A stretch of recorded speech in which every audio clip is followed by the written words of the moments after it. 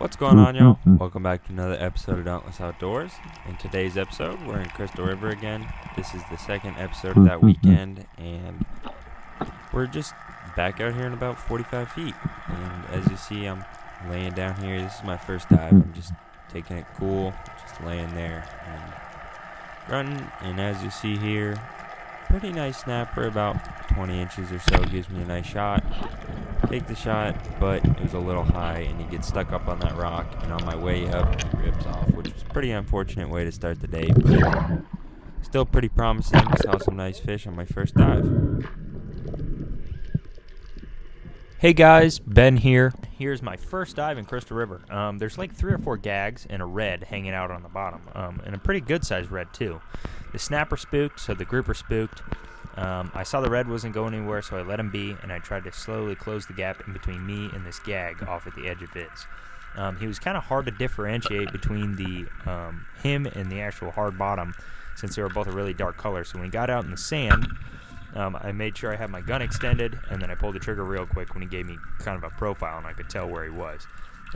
I didn't know how well I hit him because it was a pretty far shot, so I just let him swim, and then I could see the shaft sticking out from under that little rock he swam under. So I knew I hit him. He was also silted, so I knew he took the shaft up in there with him. I didn't know how well I had him, so I just loosened my reel really, really loose, and then slowly swam back up to the surface, putting very little pressure on the fish, just so I didn't rip my shaft out or anything like that. I kind of just regrouped, rebreathed, and then went down there. As you could see, there's that red grouper followed the commotion and then hung out right by that rock while I was getting this gag out. But the gag had also swam and wiggled his head through a hole. So I took that, I took advantage of that, and then just kind of, brained him just so I didn't have to deal with him, and I could close his gill plates. And I pushed him back into his hole and then tried to slowly shimmy him back out of the rock he was under. Grouper, if they're alive, they'll naturally want to they'll flare their gills so you can't really pull them out. And this guy was still dead, but even at that, it was hard to just back him out because his gills kept biting, trying to pull him back out. But yeah, I came back up to the surface, told Jesse there was a red grouper on the bottom. He couldn't find him, so then I took his gun and went down, and sure enough, there was the big red grouper. I shot him. He wasn't rocking up. He was just kind of free swimming up in the air, so I just kind of let him do his thing, grabbed the gag I shot out real quick, and then made my way to the surface before that red grouper got wrapped up. Pretty interesting sequence of dives there. I think the gag ended up being 28 or so inches, and then that red grouper was a little over 23 inches. So 2 really nice grouper, super cool way to start the day, and 2 really good fish for the cool.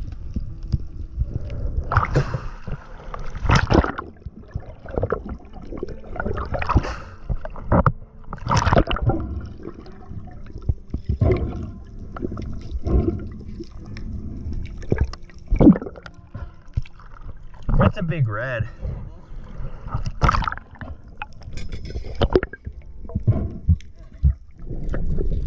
So Ben and Jesse did some nice teamwork there, secured a really nice pair of fish, and I'm back to diving over here. It's me and Colin diving separate from Ben and Jesse, and we're also diving with Gabe.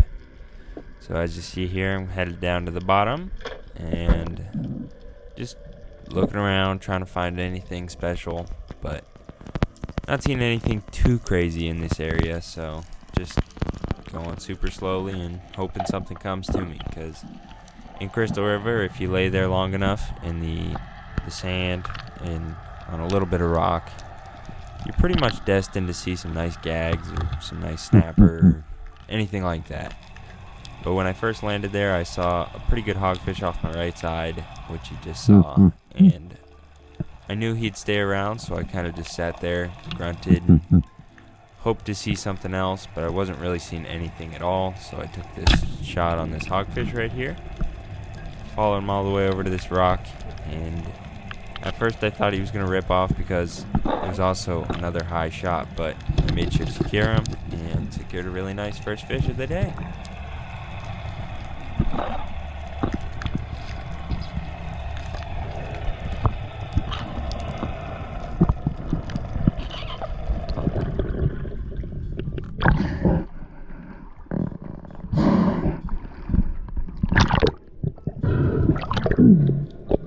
So here's one of Colin's first dives. He's breathing up and getting ready to go on down. He's heading down to the bottom here, and we weren't really sure what to expect from this area. We hadn't dove this spot before, and it was a pretty big rock pile. I mean, probably about 45, 50 feet, and I had taken a dive on it already, and I noticed that there was a lot of snapper on it, so he's going down here really slowly, just laying on the bottom and taking his time.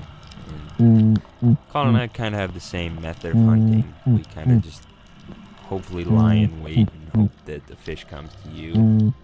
In this type of viz, you typically don't want to chase the fish, but if it is a grouper and it's running away, sometimes you don't have a choice. If you let it go, sometimes you'll never see that fish ever again. So in certain cases, you do have to follow the fish, but in this case, when you're hunting snapper, you can kind of just lay here and wait for the fish to come to you. And once you wait here long enough, you'll get a good enough opportunity that you really like, and you're confident that you can secure this fish. In this dive, it ended up being towards the end of the dive. Colin heads up, and as he's heading up, he spots a really nice mangrove snapper, one of the biggest of the trip, and gives him a good shot, takes the cheek shot, and he didn't have a ton of time left. He was already headed up to the surface, but he made sure he got this fish free because Crystal River does have a good bit of sharks, and he wanted to make sure he secured his nice fish. Great dive from Colin here, and another nice way for him to start out the day.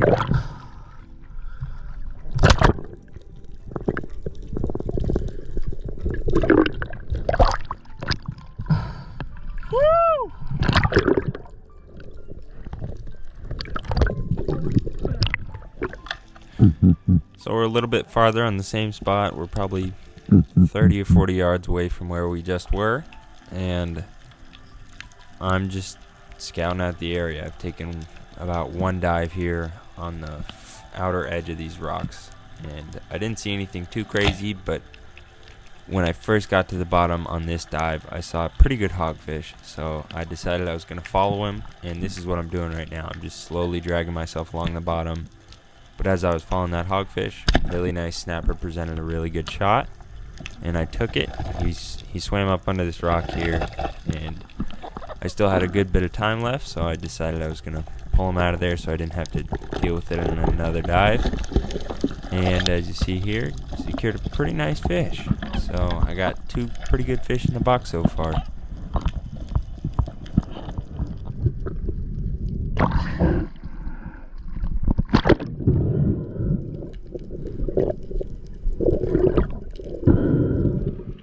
What's happening? Gabe here. On this dive, you'll see me going down. I just try to get as close to the bottom as I can and just lay. You'll see these snapper in Crystal River are pretty curious, so kind of just wait until you get a good one. You'll see I took a shot there and a nice one. He got a little bit too curious, and as soon as I shot him, he goes up underneath this rock. So what you want to do always is just make sure, you know, if you have the breath and you have the bottom time, you want to make sure you get that fish out of there so it's not sitting on the bottom. But you'll see I grab it, come up to the surface, nice little snapper.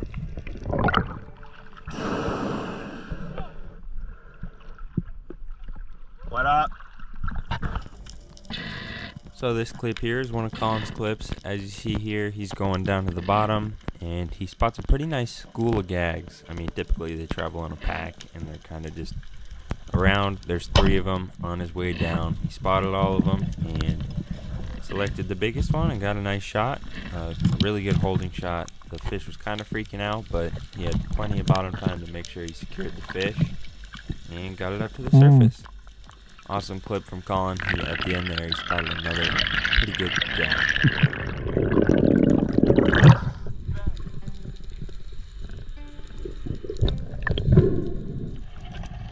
So Colin just secured that really nice gag, and Gabe got a nice snapper before that.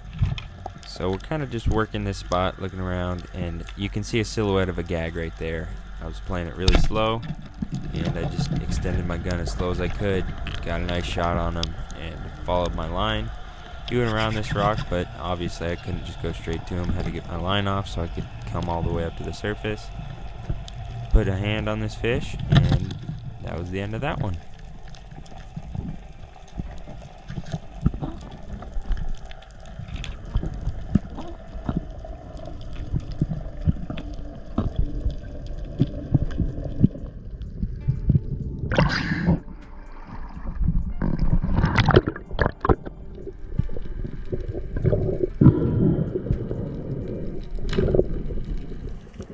What's happening? Gabe here again.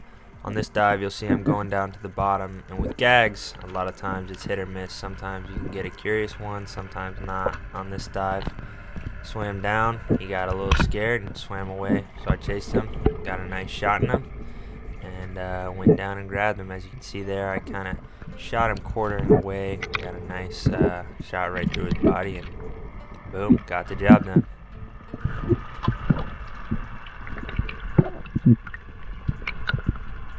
The amount of grouper on these spots was just crazy. After we dove kind of the hard bottom stuff, they started getting out in the sand. And as I was coming down to the bottom, I spotted this big one kind of out in the open. I kind of just let him a little bit, pulled the trigger, and I drilled him. Couldn't believe I stoned him. It's just a really good feeling if you stone a fish. You don't even have to fight him. Anything like that. Just awesome to do. So I was super excited about that. Super happy. Plus, it was a really nice grouper. I think it was in that 28-inch range. So another really nice grouper, and heck yeah, great fish for the grouper. Ben and Gabe just secured a couple nice grouper there, and I'm kind of on a different spot here. We're probably a couple miles away. We changed spots, and as you see here, ton of grouper. There's 2 reds and like 3 gags. That red right there had a gag go behind him. I thought I was gonna secure both of them, but sadly I didn't get a shaft in the gag behind it, and I just shot this red. But this red was pretty good. He was probably about 23.5 inches, 24 inches. So great red. As you see right there, another gag. He was about 28, 29 inches. Just some solid fish in this area.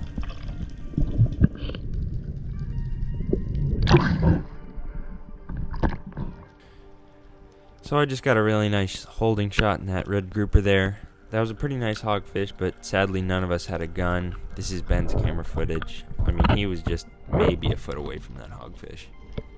So the way we're doing this is Colin's pushing on him from the one side of the rock. Ben's pulling him out, and we're just trying our hardest. We took like 4 or 5 dives on this fish, and we just couldn't get him out. He wedged himself up under there. But finally we were like, all right, we're just going to pull him through and cut this line.